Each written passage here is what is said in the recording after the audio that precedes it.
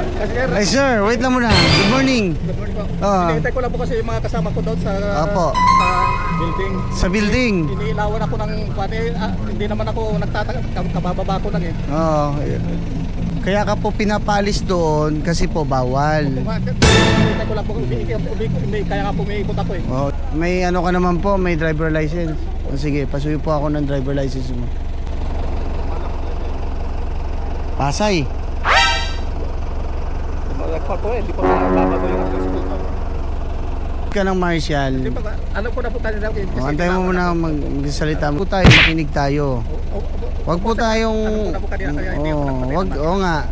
Sir, pinagbibigyan dito, binibigyan kayo ng consideration. Kaya nga po, No. Pero sir, hindi naman po lahat ng bagay o oras hindi po pwedeng palagi na lang po consideration, sir. Ha? ngayon lang naman po ulit eh. Pinalis ko. Alis na lang po tayo. Napakadali lang, sir. Kaya nga po, Iikot lang tayo. Iikot lang tayo. Ngayon, kung matagal po, pwede po tayong pumunta sa parking. Ayan po yung parking natin. Open parking. Napakalapit po ng open parking natin. bayad sir eh. Nandun na tayo. Mahal yung bayad. Hindi namin kaya, katulad yan. Namamahalan kayo sa bayad, o di ba? Saan po yung mas mahal? Yung ticket ng Marshall o yung parking? Siyempre ko, yung Marshall. Maabala ka po pag natikitan ka, di ba?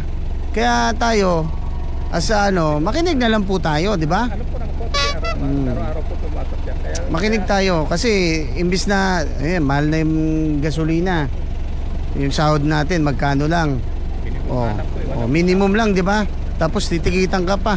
Hindi paano na lang, di ba? Tapos tulad ngayon, crisis tayo ngayon. Di ba? Namumroblema yung Pilipinas sa gasolina.